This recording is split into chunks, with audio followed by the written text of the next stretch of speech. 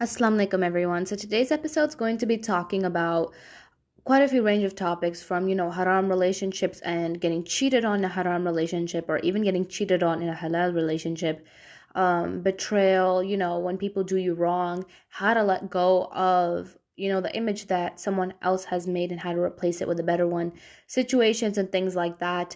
This is a big topic that I've heard about quite a lot. You'll be surprised with how many people, well, not surprised, lots of people get cheated on in haram relationships.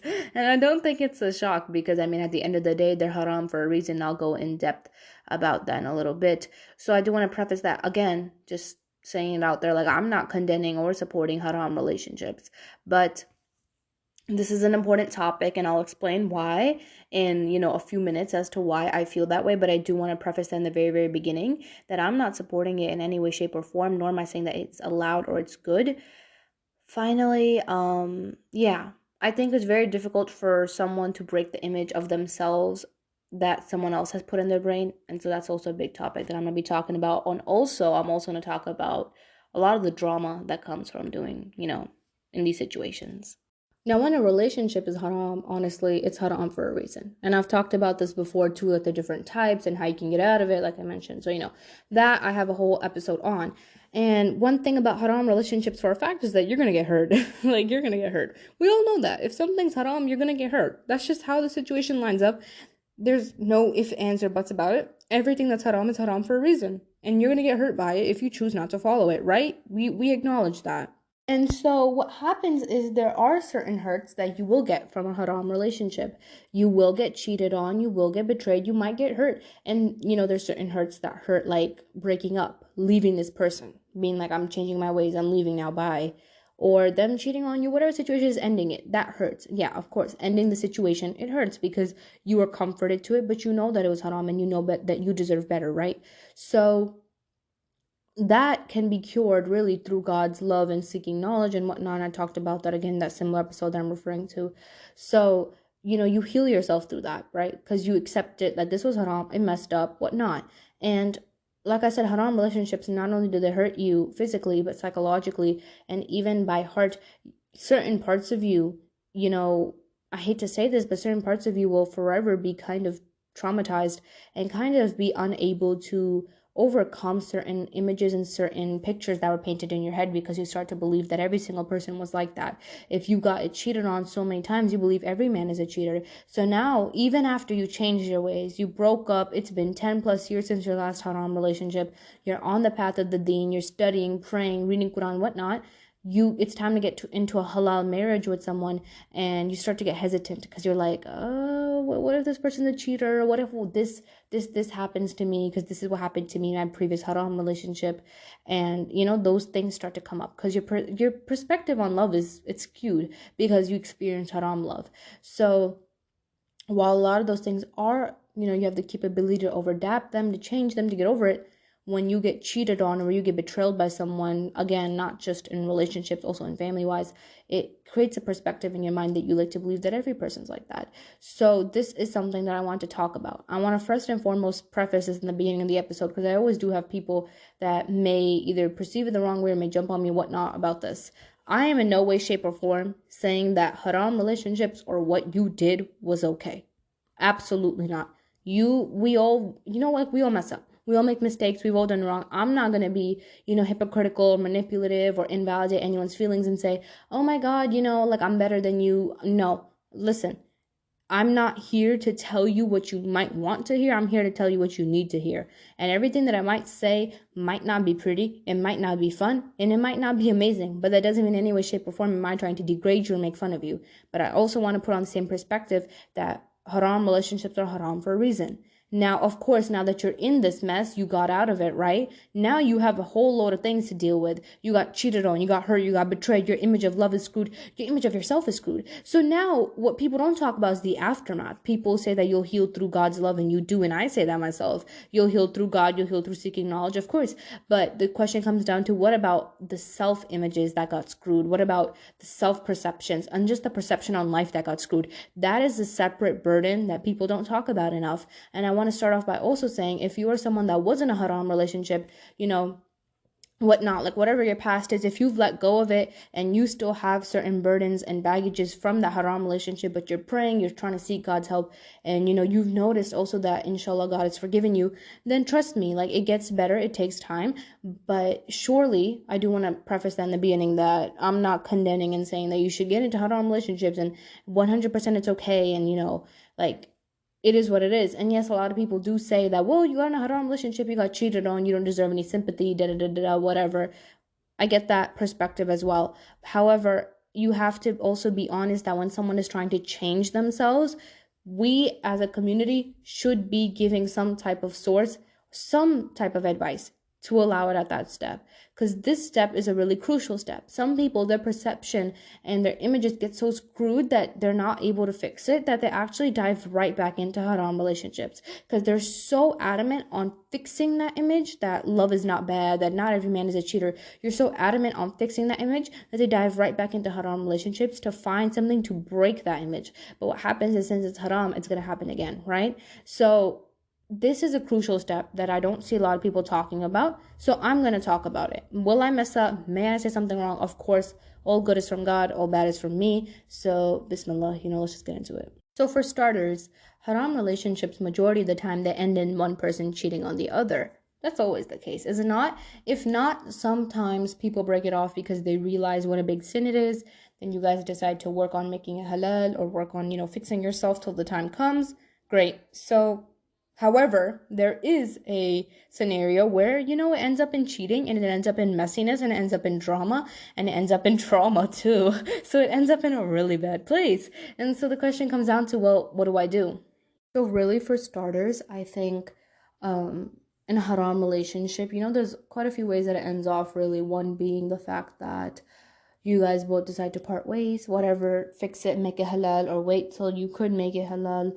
So that's one. Or two usually ends up in a whole load of drama, trauma, depression, sadness, and cheating, and screw images. And that's what I'm going to be focusing on a lot more.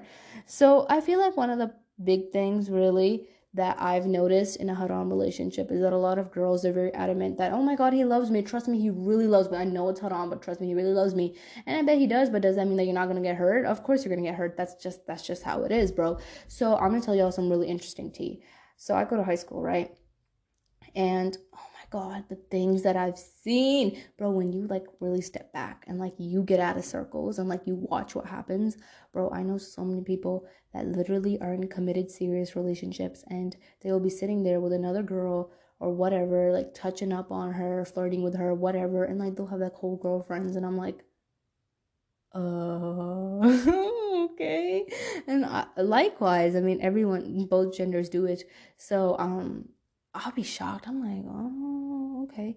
So trust me, I know lots of girls that are very, very fanatic over their boyfriends, and they were like, trust me, he's so loyal. And it's very rare for girls to actually trust guys. But I've seen cases where girls are actually really fanatically trusting a man, and he let them down. And sometimes he's letting them down and they have no clue. So they have a lot of trust in him. And the thing is, okay, I should talk about this because like this about to turn into some relationship advice tea. Let's just talk about it. Just to share my 2 cents on the situation, the advice I'm about to give you right now is not for your haram relationships, for your halal ones only. So don't apply this towards your haram relationship and think you'll gain success. No amount of advice will ever make your haram relationship successful unless you choose to make it halal. So for halal relationships, my 2 cents on really the concept of trust and loyalty, I think would be, this is difficult. It's a difficult concept. But trust someone until they show you a reason not to trust them. Now, of course, you should trust with caution. Don't be an idiot. Don't throw yourself out there, completely make yourself bare and vulnerable. But don't be so defensive and so ignorant and mean and cruel that you don't let anyone even, want to talk to you. So you have to set a boundary. You should be trusting someone until they show you a reason not to. Sometimes what happens is people play a game of trust where they think everyone's going to hurt them, so they hurt them first. Or they think someone will hurt them, so they try to beat them to hurt them. And sometimes that's not even the case. You'll genuinely meet people in your life that want good for you, that care for you. So believe in that, confide in them, believe that God will give you those people, right? So That's my 2-3 cents on that. So trust until you see a reason not to. Anyway, next, as I was talking about, dead bro, like I would see these people cheating and whatnot, and it always baffles me because like the way that you see these couples on Instagram and whatnot, and the way that they hang out, if you never saw this side of it, you would see it and be like, wow, their relationship is so nice. And that's exactly what happens. A lot of people see other people's relationships that may be non-Muslims, and they see those relationships and they think, wow, well, if only I could have that, I wish I could have that. Then they get into haram relationships, and when they're actually experiencing all the gritty ugly parts of it, they're like, crap, like, and that's how it is. That's how it is. And especially when you're disobeying God and you're disobeying God, it's even worse. That's the thing about it. And when the discussion comes down to getting cheated on, one thing that I really, really noticed with getting cheated on is, in the beginning, I had lots of girls tell me how they got cheated on. And I think the big discussion that I would like to bring up here, and this may be disagreeable by someone else, whatever, I don't think cheating has anything to do with the girl. I just don't. Vice versa. If a girl cheats on a guy, I don't think it has anything to do with the guy. A lot of people disagree with this opinion and they say, oh, well, maybe, this person was really naggy, this person was really rude, this person was really disrespectful, this person was really abrupt, this person couldn't, make this other person happy. Okay, then leave. Then leave. Then leave. I wish I could tell you how many times in my life I've heard cases where they'll be like, oh, she didn't make me happy. She didn't care about me. She was always fighting with me. What did you want me to do? Break up with her? Basic human decency? Common sense? Hello? Break up with her? Because if you're not happy with her, you're not pleased with her, you don't like the way that she acts, what are you doing with her? What are you doing with her? And the next thing they always say, well, but I love her. Well, maybe you do. And that's okay. You can love people. Nothing wrong with that. But sometimes you'll love people that aren't meant to stay. Sometimes you love people that aren't meant for you. Wrap it up. There's no reason to be cheating. No reason at all. And that's exactly why I don't think cheating has anything to do with the other person. Same goes for men. There's men that get cheated on out there. Some girls are just, I hate to say this, if you are getting offended by this because you're a girl, listen, don't be a part of the problem. But some girls, when they see a guy and he's really well versed and well rounded, and he works out, he has lots of money, he has a good career, whatnot, they will completely junk the guy that they've been with for a long time and run to him. And this can happen in both halal and haram relationships. So mind you that this can happen in any relationship. They will completely junk him and go to him because he looks better, he acts better, he looks better, he's more money. So it happens. Now, does that mean the guy is to blame? No. And now people will bring up the argument that, oh, well, he probably should have never been a broke guy. He should have taken care of her more. Da da da da. If the girl saw that he could not reach her standards, if she knew that she wanted to eat at a 5-star hotel every night on a Friday night, and he could only afford, a 3-star or whatever, and she knew that she had certain expectations. She wanted to live in mansions. She wanted to, have a man that's constantly working out, that's this, that's that has this lifestyle. Just the whole attitude of a man should be different. And you know that the man that you're with right now couldn't give you that, then why didn't you leave? Instead of trying to sit there and make him someone that he's not. Isn't it easier just to leave? Like, bro, I'm not even trying to make that up. Like, generally, isn't it just easier to leave? Like, I feel like it's basic human common sense. Like, if someone isn't your 100% and what you want, then why be with them? And another concept that a lot of people in haram relationships actually forget, and it's this concept of being the in-between person. You're not going to like this concept, and you're not going to like what I'm about to say, but I'm going to tell you as it is, and I'm going to tell you how it is, okay? Again, I'm not going to tell you what you want to hear. What a lot of people in haram relationships tend to forget is that as much as someone may be devoted to you, someone may be loyal and loving to you, of course, first of all, God knows their intention first and foremost. And if it's haram relationship, it's very unlikely that their intentions are as pure as they say they are. Maybe they are in the beginning, but it's very, very easy for everything to slip up and fall. That's why it's haram, right? So what I feel like a lot of people don't talk about is the fact that you can be someone's in-between person and you don't even know it. You can be someone's in-between pit stop for them to, grow with you, learn with you, become a better person, and then they can completely bail out on you. And then I'm not saying that that justifies cheating. Absolutely not. And again, referring back to it's easier to just break up. But really, there's three types of categories of, relationships and of love. And I guess I'll say in regards to girls, because I'm a girl, there's really three reasons why men date girls, okay? Again, not promoting relationships, just general psychology. Really, I'm telling you as it is. You will not like the categories, but I'm about to say three main categories, and this also goes for men. One, the junk type. You're with them just because you want to spend time. Does that mean the person itself is junk? No, you just put your junk in the relationship. What does that mean? You put your trauma, your toxicness, your bad habits to that. And in no way, shape, or form do you have any intention of changing the way that you are. You're solely using someone because you know that you get comfort out of them. You know that you have someone to talk to late at night. So it's just a comfort mechanism. It's nothing else. You're not actually devoted and you're not actually willing to stay long term. Maybe in the beginning you think that you are.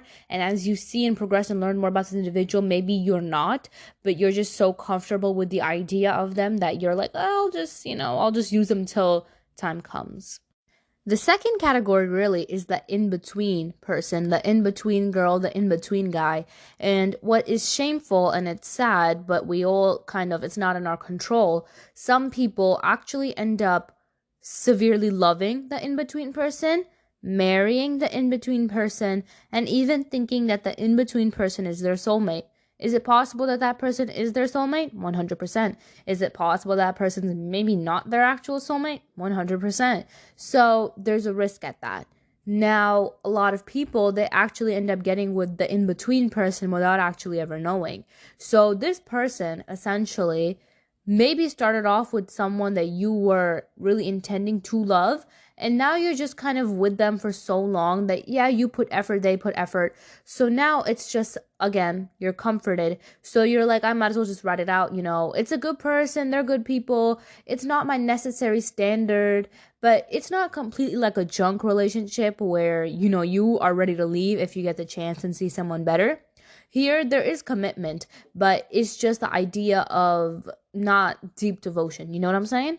So the last case, obviously, perfect first and foremost, the one that you really love, your soulmate, the thing that Allah has written for you in Qadr. Is it possible that you'll meet this person through a haram relationship? Very low. Is it possible that you might?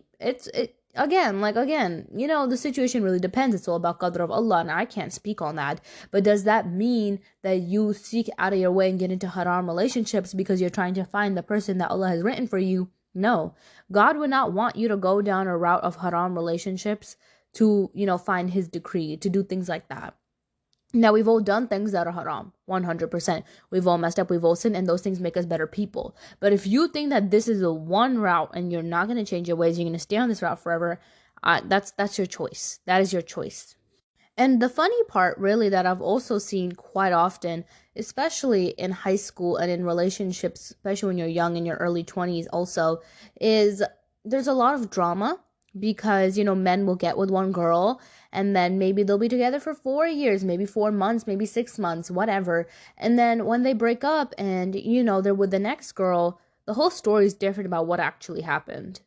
Some men will cheat and then completely flip the story. Some women will cheat and completely flip the story. They'll say that the man was, being whatnot and he was cheating and he was sleeping out when it was her.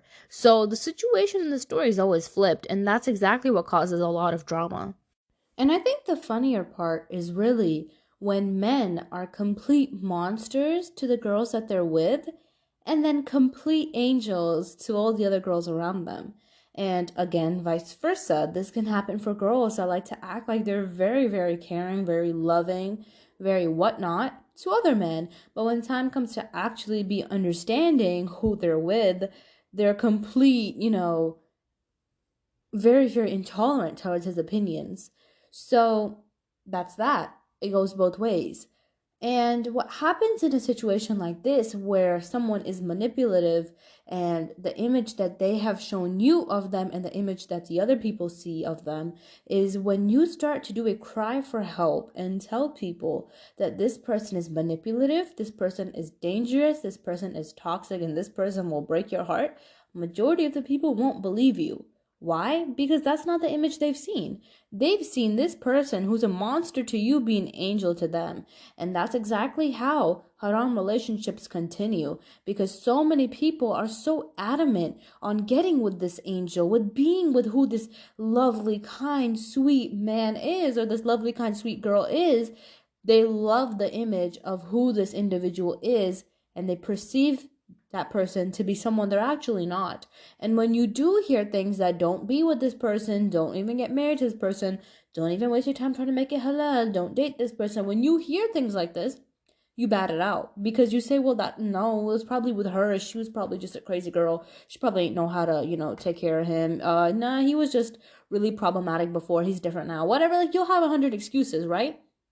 Because they had a choice on what image they wanted you to see, and you saw the image of them being a complete angel and a complete sweetheart, so you fell for it. And that's exactly why they continue, because after that you're going to adamantly tell yourself that another guy is like that and another guy is like that. And can this happen in halal relationships as well? 100%. That's why you also need to look at the deen of someone to see how reliable are they actually who they say they are. Because if someone's setting up here putting a whole line up front, that's not good for their spiritual state, is it? So that is obviously a thing that you take into an account. Now, what a lot of girls don't get, and this is gonna hurt, so don't get offended.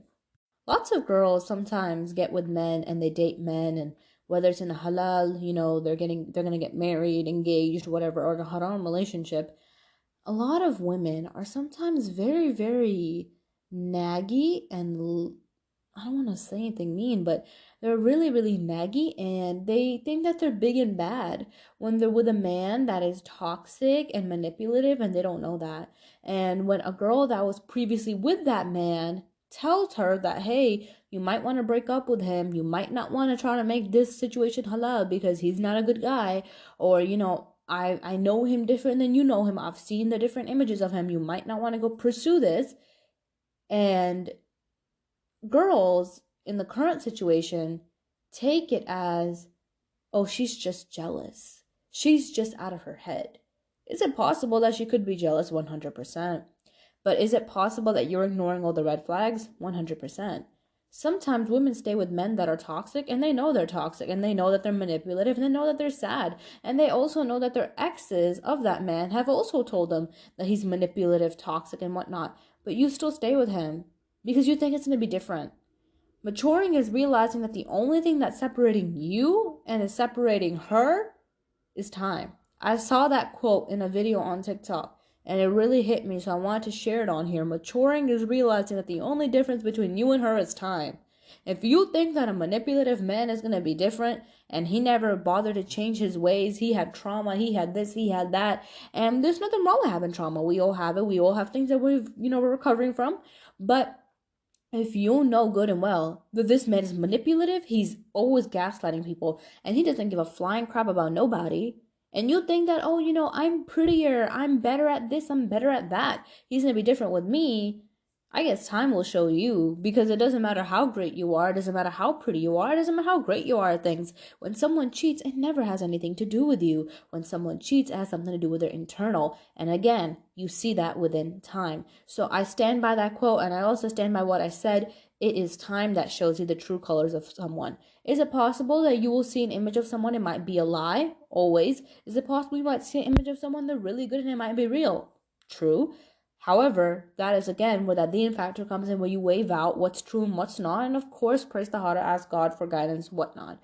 But if you're in a haram relationship and you're thinking, wow, I'm so cool, like I'm dating this guy and he's so popular and he's like this and he's like that and he's so built and his exes are jealous of me, and yeah, I've heard things about him being, manipulative, gaslighty, that's why his exes broke up with him, but I have him now, so I'm superior.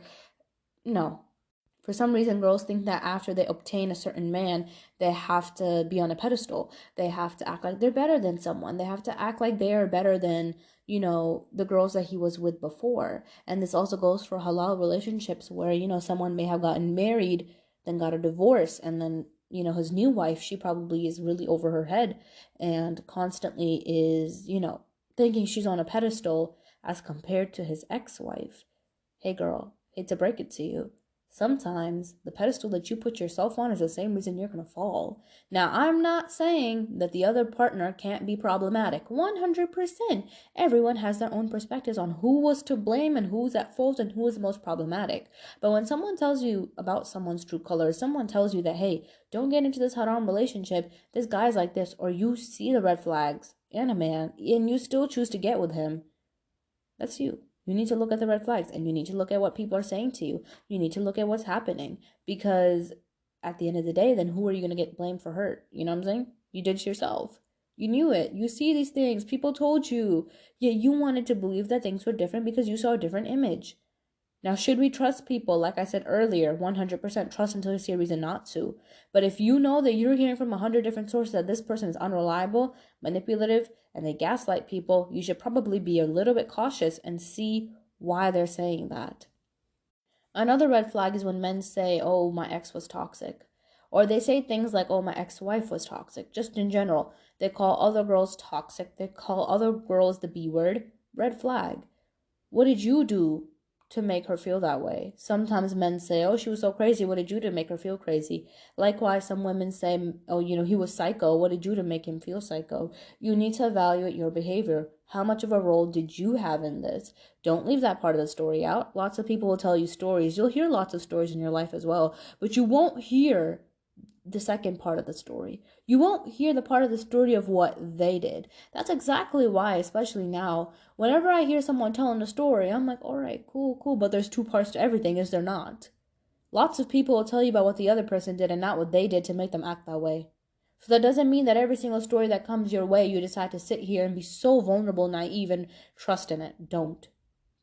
Again, trust until there's a reason not to. If you see a story comes to you with real legit proof, you see the screenshots, you see the actions and whatnot, all right, go see what you need to do after that. But trust until there's a reason not to. But also don't trust like a dummy even after you know there's been red flags. So when you do get cheated on in a haram relationship, it comes down to, well, what do I do next? First one being realizing that it had nothing to do with you. It had nothing to do with you. Getting cheated on has nothing to do with you. Even, again, like from a psychological perspective, it has nothing to do with you. You knew that this person was not good enough for you, or you knew that this person didn't make you happy, yet you still chose to cheat, yet they still chose to cheat. Really? Do you think you deserve that? And that's exactly why relationships are haram, because people's intentions are just so wishy-washy. And on top of that, of course, it's prohibited in Islam for a lot of other reasons and whatnot, but first and foremost, it's for the good. It's for the best of everything, right? Tawakkul doesn't just come in hard times. Of course it does, but tawakkul also comes in understanding why some things are unlawful and why God said that you shouldn't be doing them. You should be trusting that God knows better than you know. But now that maybe you have gotten cheated on in a haram relationship, and maybe it's been years and you haven't been able to get over it and even get into like a halal marriage because, well, your perspective is so screwed, I think the first one would really, again, like I said, be realizing that it has nothing to do with you. 2, realize that there's no ifs, ands, or buts about it. No, if I look like that, if I was pretty like her, if I dressed like this, but only if I started acting more like this, but only if I started being a lot more kinder, but if only I didn't share my emotions that time, maybe this fight would have never happened. No.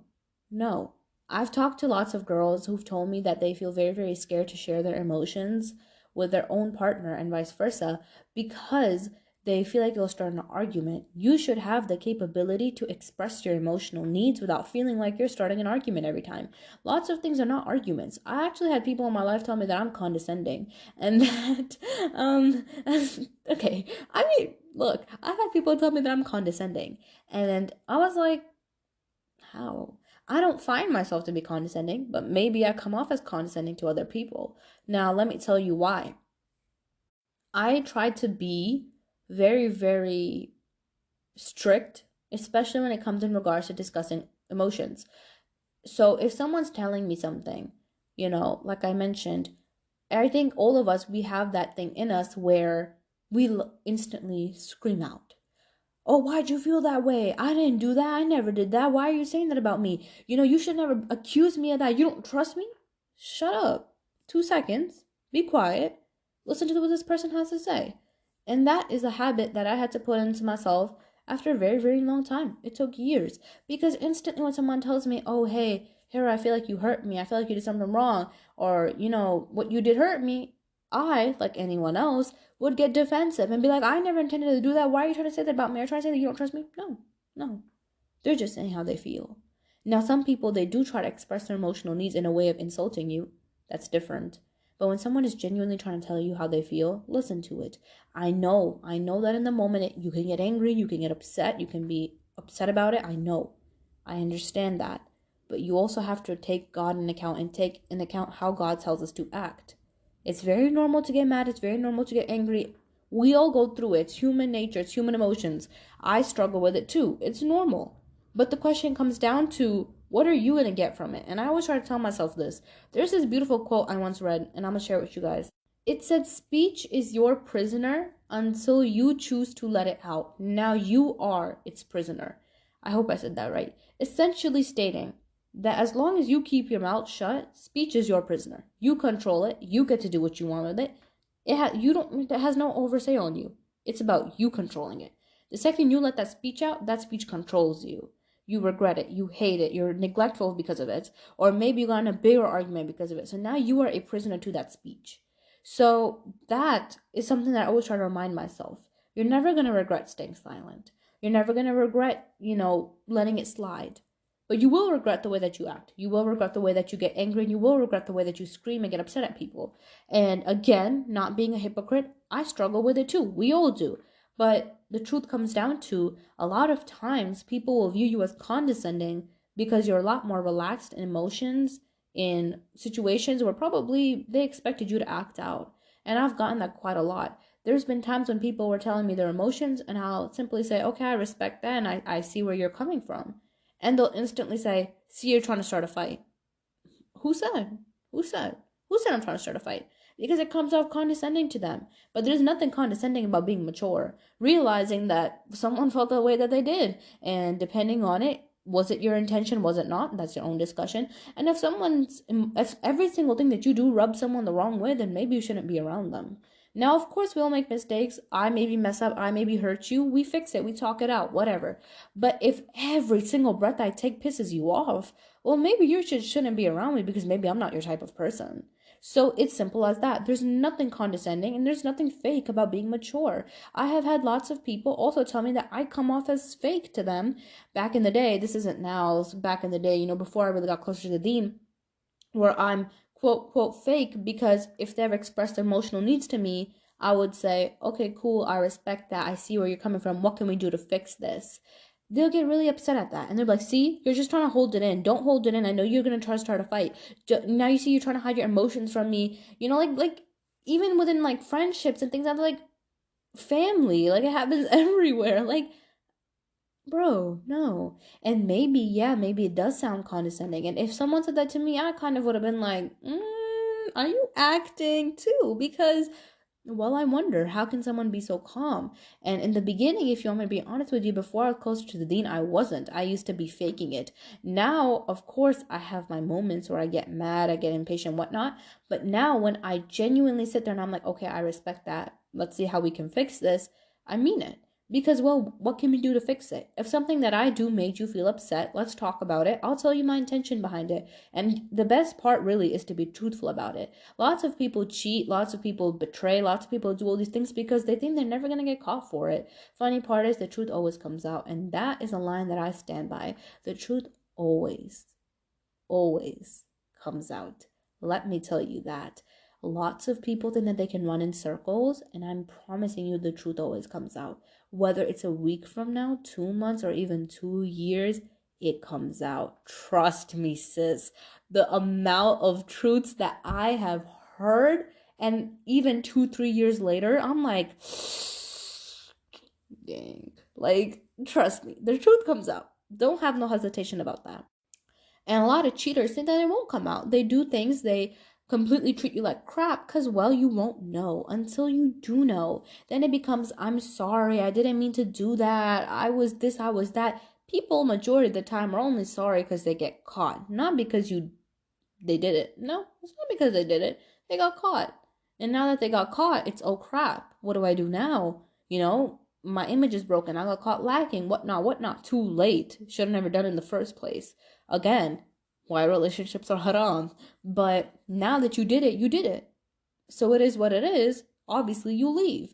If you're in a haram relationship right now and you're staying with someone that cheated with you, they're going to do it again. They will. You know why? Because you stayed. And I know that this may sound harsh, this may sound mean, this may sound abrupt, and maybe I am generalizing, but majority of the time, when people see how to manipulate you, to control you, to come back in a situation, even after hurt you so much, they'll do it again.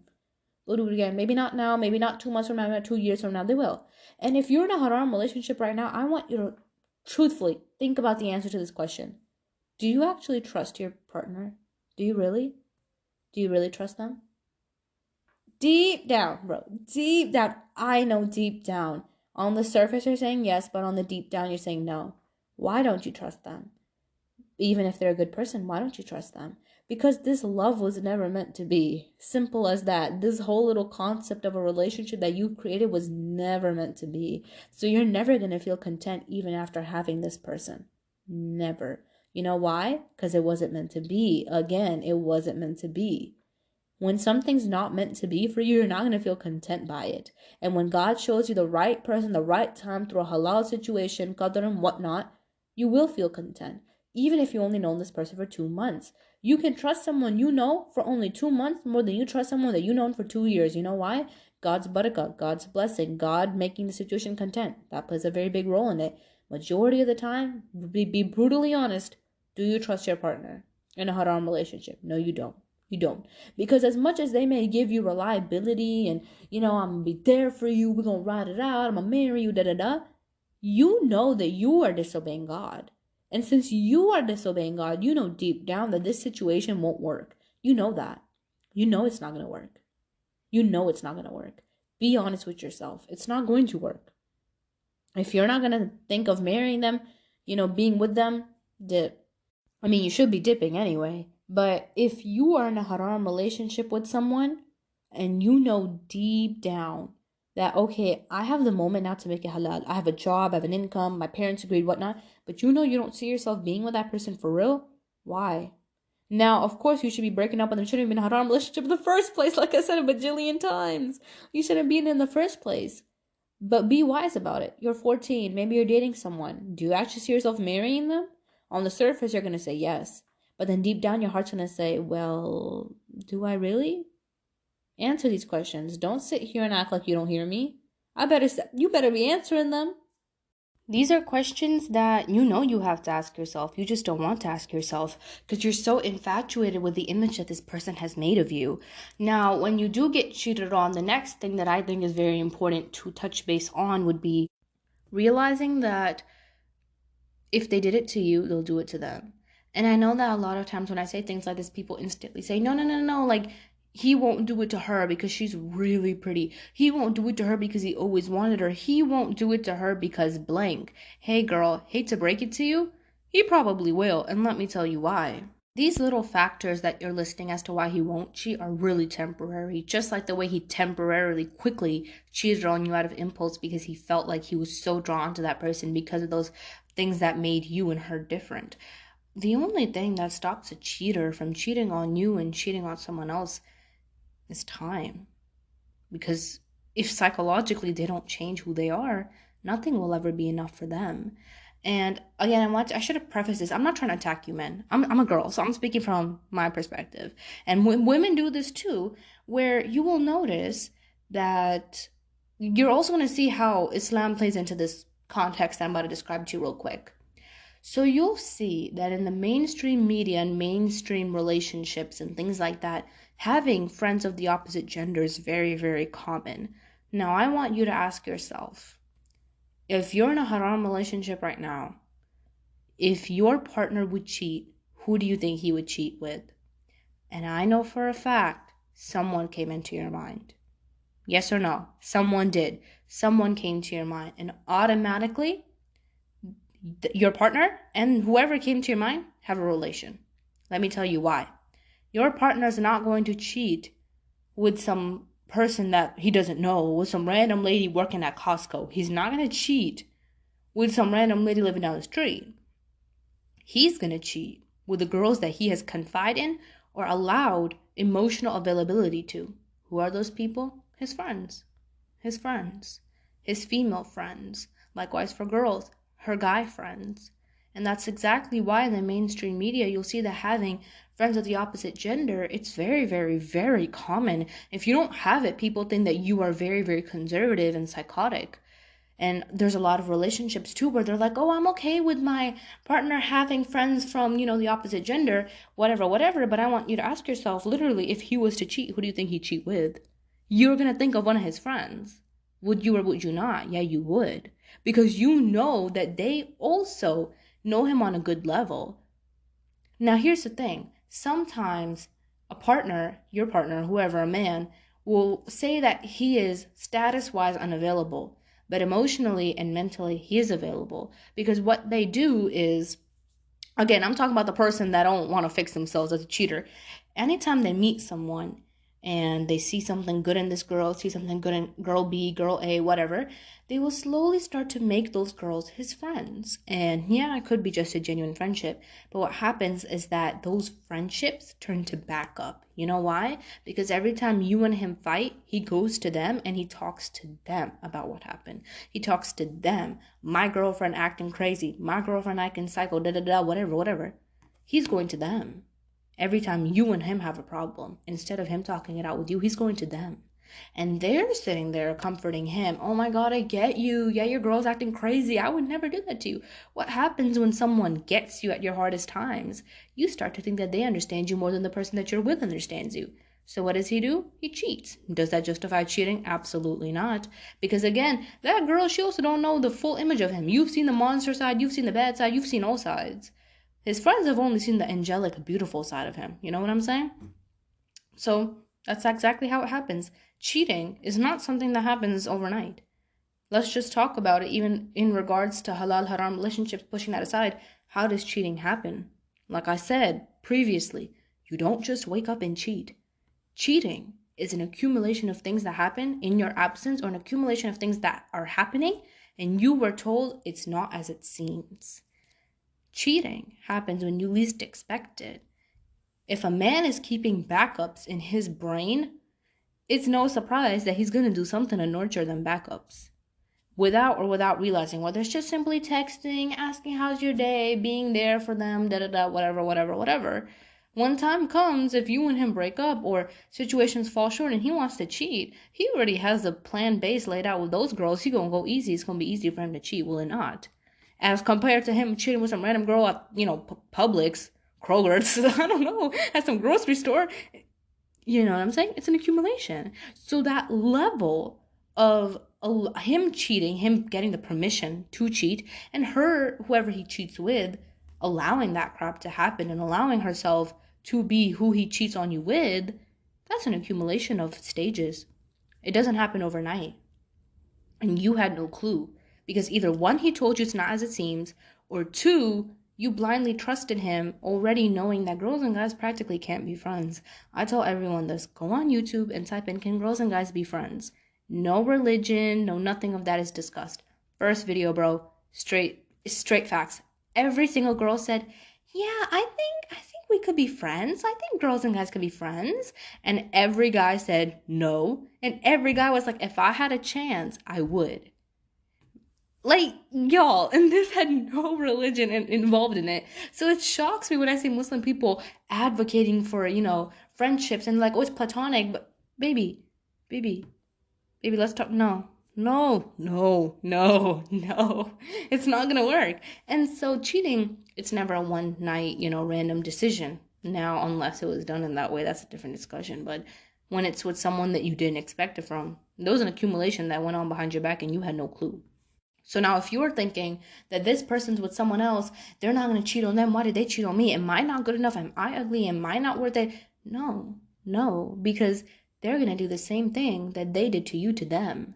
They're also going to keep backups with them, because a cheater is never satisfied. A cheater is constantly looking for more, because a cheater has, a very narcissistic belief that they deserve more, that they need more, even when they are not capable of fulfilling anyone else's standards, even when they're not capable of fulfilling anyone's basic needs. So, since they cannot fill basic needs, sometimes men run to what's easier. Maybe you're a really good girl, and even if you're in a halal marriage with someone, you are a really good person.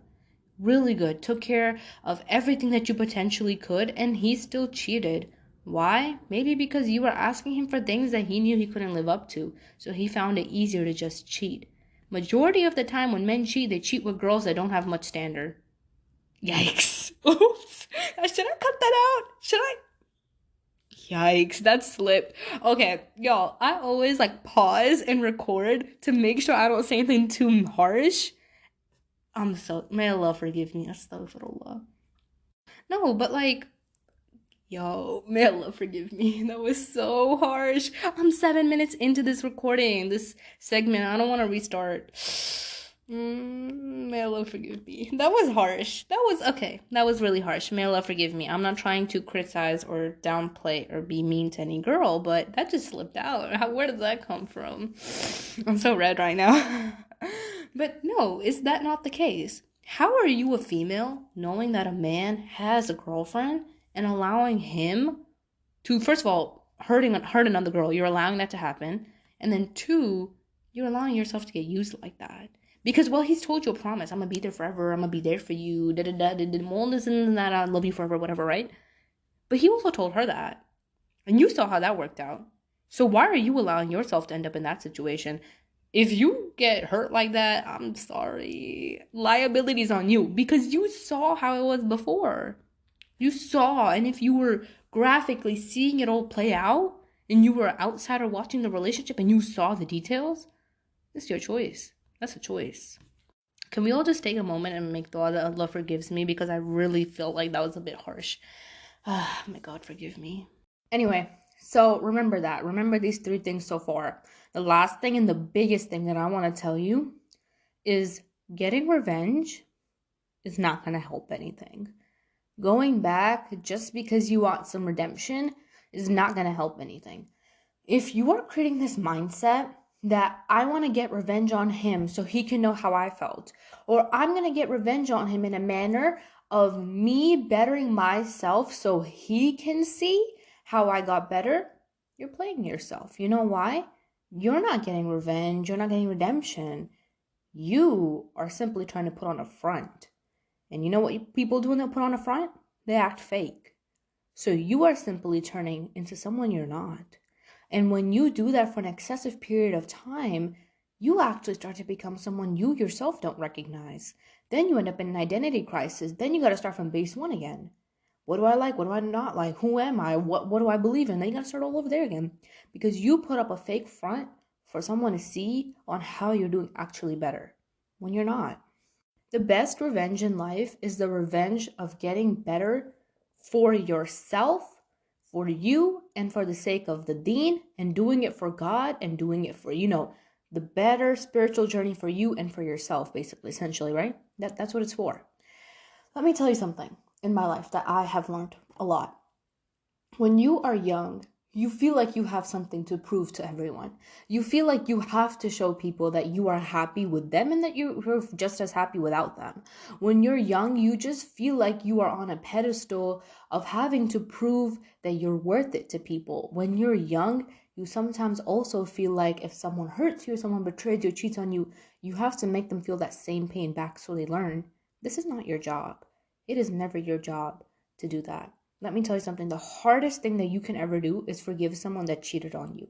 The hardest. And I bet you guys have heard about this so much. Forgiveness sets you free. Forgive the people that cheated on you. Forgive a cheater. Let them go. Let them do their own life. Yeah, it's easier said than done until you actually got to sit there and be like, I forgive you. I forgive you, crap. You don't want to do it because you just want to smack the crap out of them. But that's not what Islam tells us.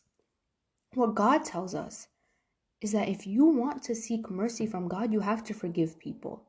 Does that mean that you're going to go back and get with a cheater and get married to him? No, you know how he is. That doesn't mean that you get back with him. That just means you simply understand that my boundary is big enough, and so is my heart, for me to forgive you. But that doesn't mean I'm going to let you back in. By all means, no. And you don't have to either. No one says you do. No one says that you have to let him back in after he hurt you. Who said? No one. God doesn't want you to get bitten by the same thing twice, 3 times, 5 times, four. Like, no one wants that. And a lot of girls tend to think that revenge comes from dressing a lot more immodest, working out more just to dress immodest and to show like, oh, I look like this now, I'm looking better, I lost weight, da da da. Who cares? Why does he need to see? Why does she need to see? They don't need to see. When they cheated on you, they gained expense off the emotions that they knew were going to hurt you. They gained happiness off the expense of your emotion. They know exactly what they did. You don't have to sit here and prove likewise. You don't have to sit here and prove them, oh, I'm so good, I'm so fine without you, I'm so happy. You're not. And if you feel like you're constantly living in a cycle where you're waking up and projecting a completely different version of yourself just so they can see, you're not happy. I also mentioned this in another episode where when you're young, you feel like you have to prove to people that you're happy. And I don't know if you guys ever been on petty Snapchat, petty Instagram, been in a petty circle where something happens and people will post, oh, I'm so happy, I'm so unbothered. Baby, take it down, take down the post. If you were not bothered, if you were really not bothered, you wouldn't post that, okay? Listen, we've all done it. We were all young and stupid and naive, right? We've all done our fair share of stupid stuff. I have too. But like when I got older, I'm like, no. Like when you're really unbothered, bro, you do not have the time to sit there, take a Snapchat or take an Instagram and be like, I'm living my best life. I am so unbothered. You're not unbothered because you sat there. Before you even opened up the app, you thought, I'm gonna post how I'm unbothered and how I'm happy so this person can see. And after you post it, you're constantly checking. Did they see? Wait, did they see? Oh my god, they viewed at 438. They saw, oh my god, they know no, you're not unbothered. You're very bothered. You are very bothered because you are dedicating your time and your energy to that. You're bothered. You're not unbothered. And when you're truly happy in life, like I'm saying, truly happy. First of all, may Allah protect all of us from any evil eye and may Allah grant us all happiness. I mean, but when you're truly happy, bro, you want to protect that. You do not want to put that out there for people to see. You want to protect your happiness. If it makes you happy, keep it private. Let me tell you that one. When you're really happy, bro, you don't have the time to sit there and post an Instagram tweet and be like, I'm so happy with my life. I don't care what nobody says, but you don't got time for that. Because you're actually busy being happy and living this life that you waited for. Whenever people say it gets better, when it actually does get better, you don't want to waste time telling people that made it bad for you that it actually got better for you. You want to live in what got better for you, do you not? Yeah, you do. So when people sit there and they're like, I'm happy, I'm unbothered, no, they're not. And if someone is trying to be a lot more superior towards you and they're trying to, cause a little bit of enmity or revenge against you, and I went through that recently where I had people post things about me and be like, oh, she thinks she'll that, whatever, just typical high school drama. And a lot of the times when girls do that, they're very, very young. And I'm like, I'm not going to beef with a 13-year-old or a 14-year-old. I'm not going to do that. And if someone is 18 and 19, 20, and they are talking about me, they are posting negative things about me, well then if I'm younger than you and I know better to not do that, then I'm not going to compete with someone who on a mature level cannot talk to me about what's wrong. It's so easy to post. It's so easy to sit there and gossip. It's not easy to confront. And let me tell you something, a lot of people like to act big and bad and, oh my God, I'm going to beat this girl up and I'm going to do this and I'm going to take her man. Shut up. You can't even look eye to eye. Okay, this isn't meant to be insulting anyone or anyone in my own private life. Really, I don't even keep up with people. I don't have friends here, by the way. I always get so shocked whenever people are talking to me and I tell them, I'm like, yeah, I don't really got any friends here. And they're like, what? I thought you'd have friends. I'm like, yo, I got a podcast. I have friends online, but in person, here's the thing. I got friends, but I'm talking about Muslim friends that are on the deen that you go pray Jummah with, and not that. But I do have good friends, that are just there. So anyway, besides the point. Yeah, trust me, they're bothered, and don't become like them. And if you know that someone's a lot older than you, they're in college and they're beefing with someone that's a high schooler, hey man, that's all the action they can find. Let them get it. And you know what I've noticed? When you do not say anything back, it gets them even more angry and even more bothered. Because then it's like, okay, she viewed my story. Why is she not saying something? He saw what I posted. Why is he not saying anything? It triggers them, bro. And then they go on a tangent of posting, shading you, talking crap about you, spreading gossip, spreading lies, going in a circle over and over and over and over again. And what happens? They dedicate their entire life to it. They dedicate their months to it. They dedicate weeks, years. Even years later, you walk into a classroom. It's been like 2.5 years since that beef. They're still talking about it. That's the thing. If you were really happy with your life, you wouldn't feel the need to bring up something that much. Now, if you do know that someone's talking about you like that, apologize, stay away from them. I always try my best to apologize to anyone that I have hurt to. And yes, of course, there's life puts you in places where sometimes you're not able to apologize to everyone, and you can honestly just make dua that God forgives you. But even if someone's doing you wrong, they're talking about you first, they harmed you first. My theory is be like, oh, okay, I respect how you feel, I'm sorry, and leave it at that. You know why?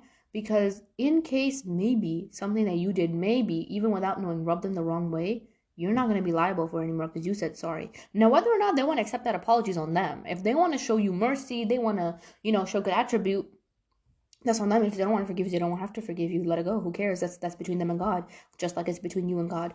So do not ever sit here and think that you need to seek revenge because someone hurt you and someone did you wrong. God takes justice into account for every single situation. And like I mentioned earlier, the truth always comes out. So if you got hurt, backstabbed, done wrong, whatever, don't think that God won't see that. God will see it. Of course he will see it. Why won't he? And if life lines up that way, maybe you'll be able to see what they go through for what they did to you in life. And maybe if not here, maybe in the akhirah, or maybe they repented and changed their ways. Regardless of whatever it is, it's none of your business. When you want to become the best version of yourself, do it for you, not for anyone else, not for what he has to say, not what she has to, not for what whoever cheated on you, hurt you, got, no, not for them, for you. Because when you really do it for you, you're gonna find something really amazing inside of you. I once saw this video, and it talked about an advice that a therapist gave, and I wanted to share it on here. Sometimes people are really stuck up over cheaters or people that they were never even got a chance to actually be with, or they're just really infatuated by someone and that person's a bad person. And the reason could be is because that person has certain traits or qualities in them that you actually wish you had in yourself. So write down those traits and qualities, and when you actually start to adapt those things in yourself, you probably won't even see a need for them. And I was like, that's a really interesting perspective, because there's certain reasons why you're attracted to someone or why you find someone the way that you do. There's qualities to that, and if you can add those qualities into yourself, why not?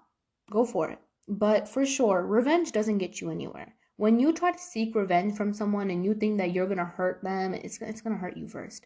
It's gonna hurt you first, because you're gonna wake up every day putting your energy towards a fake front for someone else to see, while you could be putting all that energy to make small progress to becoming a better you.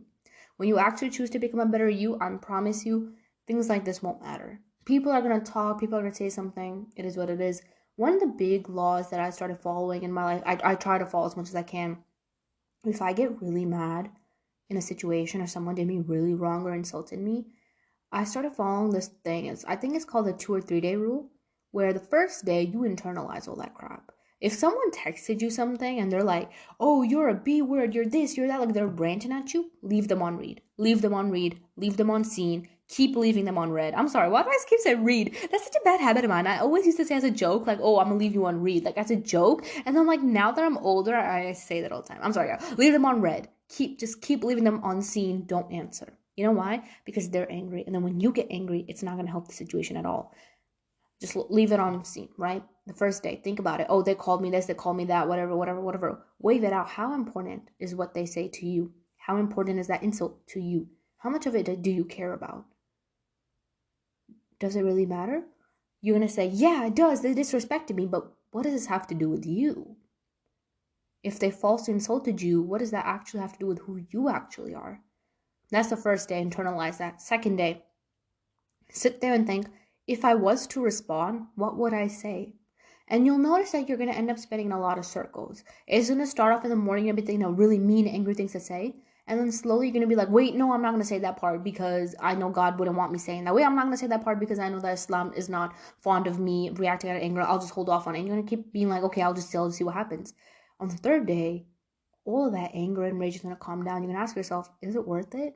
And majority of the time, the answer will be no. Because, well, if I can get over it in 3 days, why should I continue something? If it's not that significant to me. And I've been following that, and it works like magic, bro. I'm telling you, people literally hop off on their own. When people see that you're not willing to get bothered, they just hop off on their own. They really do. So don't address everything too much. I'm not saying that you shouldn't validate and, like, talk to people about the way that they make you feel 100%. Don't shove your feelings under the rug. And if this is the first time you're in a conflict with someone and you want to be brutally honest with them about how they made you feel, do it. But like, if you're constantly getting into fights with someone, or it's unnecessary drama where people are saying things about you that never even existed in the first place, and you know they didn't exist, and they don't practically have any proof, why are you wasting your time talking to people who are literally just screaming on empty air? It's a whole load of barking, not a lot of biting. Just saying, it is a lot of barking, not a lot of biting. Let me tell y'all some. This is just a little, like, I guess you could say a little analysis. I guess you could just to put in your head to paint a picture. So across the street, this is random. Across the street, there's these two dogs, right? And I don't know what their case is or why their owner leaves them out. I don't know. But they both have like leashes and like they're out early in the morning and then they get taken in inside. Bro, they stay barking at each other all day. Bro, like a car drives by, bark, bark, bark. No one's just empty oxygen, they're barking. They just look at each other barking. They're always barking. But not one of them is breaking up their leash and fighting. Allah forbid, I don't want that to happen. But now put that in the scenario of your situation. Lots of people are barking. Not a lot of people are letting go of their leash and actually coming to bite you. You know why? Because a lot of people don't actually have anything to cut that leash with. Lots of people talk about you, but not a lot of people have support to back it up. So don't get so fed up over people that just want to bark your way. Let them bark. Let them bark. People get quiet on their own. Now, am I saying that I'm referring humans to dogs? Astaghfirullah. No. Am I saying that I think those two dogs across the street should fight? No. Please, no one take this out of context. I'm just giving you like a little analogy to put in your head in a real world situation, right? So may Allah forgive me if I said anything wrong. And please don't take that offensive. I promise you, I'm not trying to insult anyone. But no one is breaking free from what ties them back and actually coming forth. And it takes a lot of courage to let go of the things that you're used to and to let go of the fact that someone cheated on you and someone hurt you. But it never defines you. Because if it's not your fault and has nothing to do with you, and you know they're going to do it to someone else, and you also know that a lot of people are saying things but not actually acting upon it, it seems like an inconsistency from their side, not yours.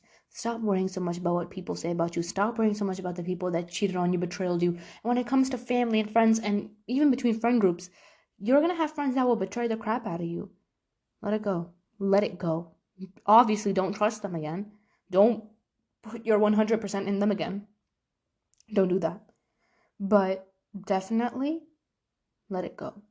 Forgive people. Because when you forgive people, you learn to forgive yourself. When you can't forgive yourself, know that God can always forgive you. So if you have messed up and you are in a haram relationship, or you have done harm to someone, repent. Because when God can forgive you, inshallah, He'll help you forgive yourself. Finally, I wanted to say, realize that life is not as serious as it seems. I know that this is a little bit random, but it's not.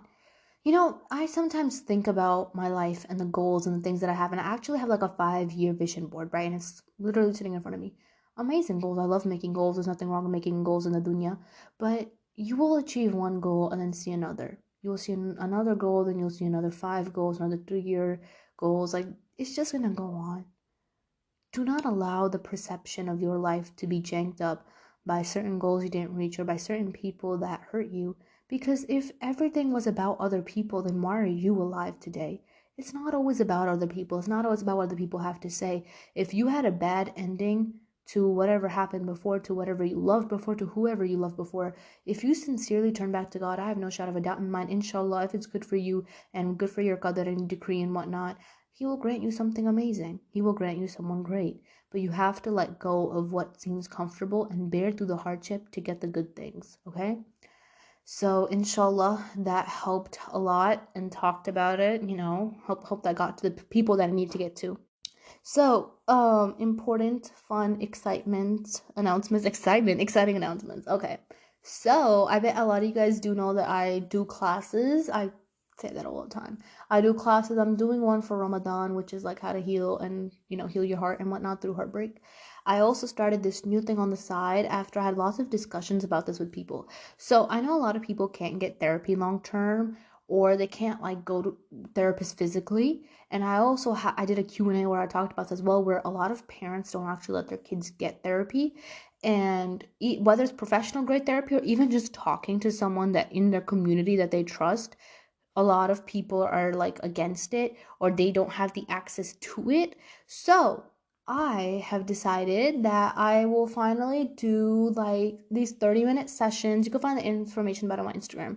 It's like 30-minute sessions where we talk. Am I a professional licensed therapist? No. And will I ever claim to be? No. And I put that disclaimer on there. I'm not a licensed therapist, but I have had lots of people who tell me that they can't talk about certain things with their therapists because they're not Muslim. And there's certain things that only another Muslim person can understand. So if you feel like you have something really personal that, you are definitely not getting your answers for, I'm not saying that I'll 100% solve all your problems and be a miracle. That's God, not me. But if you're down, like, I highly recommend you guys to check it out. I inshallah do have some bookings done already, so I'm very excited. And for everyone that has joined, everything so far, I'm so excited to get started with you guys and do all these fun things together.